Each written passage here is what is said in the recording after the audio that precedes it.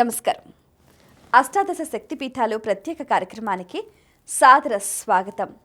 అమ్మవారి మూడో స్వరూపమైన ప్రద్యుమ్నే శృంఖలాదేవి గురించి ఈ కార్యక్రమంలో తెలుసుకుందాం.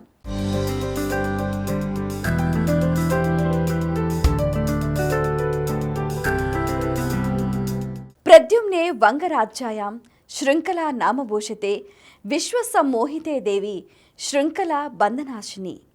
ఈ శక్తిపీఠంలో సతీదేవి యొక్క కన్ను పడిందని కొందరు, స్తనమే పడిందని మరికొందరు భావిస్తూ ఉంటారు. ఏది ఏమైనప్పటికీ సరైన పురాణ ప్రమాణాలు కనిపించటం లేదు. ఈ క్షేత్రంలో వెలిసిన దేవి విగ్రహంలో ప్రతిబింబించే మాతృ ప్రేమను అర్థం చేసుకోలేని సాధకులకు ఇది శృంగార క్షేత్రంగానే కనిపించేది. కనుకే అలనాటి గురువులు తమ శిష్యులతో నిర్వికారులైన ఉత్తమ శిష్యులను మాత్రమే ఈ క్షేత్ర దర్శనానికి అనుమతించేవారు. దీనికి సంబంధించి పురాణ కథ ఒకటి ఆలంబనంగా ఉంది. త్రేతాయుగంలో దశరథుని దత్తపుత్రిక అయిన శాంతను వివాహం చేసుకున్న ఋష్యశృంగ మహర్షి సతీ సమేతుడై ఈ దేవిని చాలా కాలం ఉపాసించాడు. అమ్మవారిని అలా ఉపాసించిన ఆయనకు ఆ దేవి యొక్క విచిత్రమైన ఆజ్ఞ ఒకటి మనసులో వినిపించసాగింది. ఆ ఆజ్ఞకు బద్ధుడై ఋష్యశృంగ మహర్షి అక్కడి నుంచి దక్షిణ పశ్చిమంగా బయలుదేరి శృంగగిరి మహాక్షేత్రానికి చేరుకున్నాడు. అక్కడ చేరుకునేసరికి శృంఖలాదేవి యొక్క దివ్య శక్తిని పూర్తిగా తనలో నింపుకున్నాడు.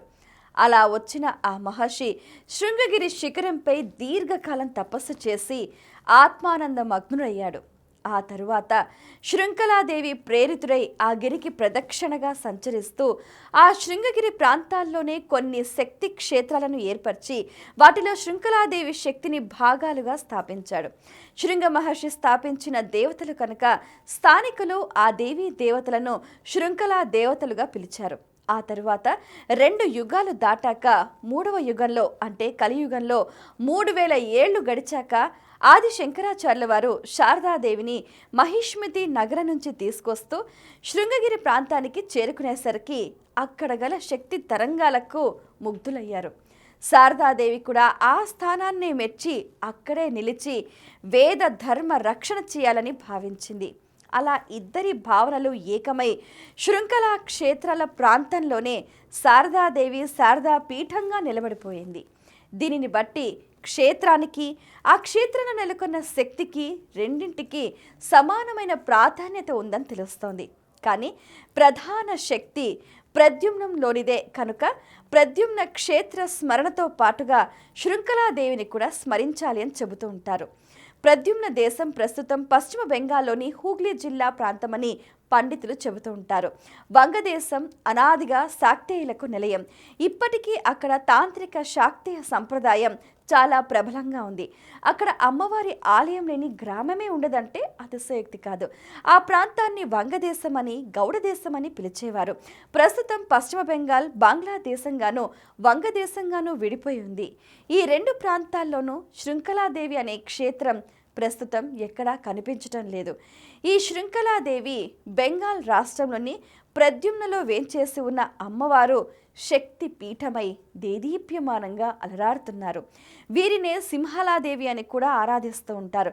కోల్కతా నగరానికి 70 కిలోమీటర్ల దూరంలో గల పాండువాలోనే ఈ శక్తిపీఠం ఉందని కొందరు భావిస్తూ ఉంటారు. సాగర సంగమంలో గంగానది ప్రవేశించే గంగాసాగర్లో ఉన్న ఆదినాథ క్షేత్రమే శృంఖలాదేవి శక్తిపీఠమని కొందరు చెబుతూ ఉంటారు. అలాగే గుజరాత్ రాష్ట్రంలోని జునాగఢ సమీపంలో ఉన్న అంబాజీ అమ్మవారిని కూడా శృంఖలాదేవి శక్తిపీఠం అని కూడా వ్యవహరిస్తూ ఉంటారు. ఈ క్రమంలో ప్రద్యుమ్నలో వేంచేసి ఉన్న ఆ శృంఖలాదేవి అమ్మవారి కరుణా కటాక్ష వీక్షణాలు ప్రతి ఒక్కరికి ఉండాలని మనస్ఫూర్తిగా ఆకాంక్షిస్తున్నాం. సెలవు.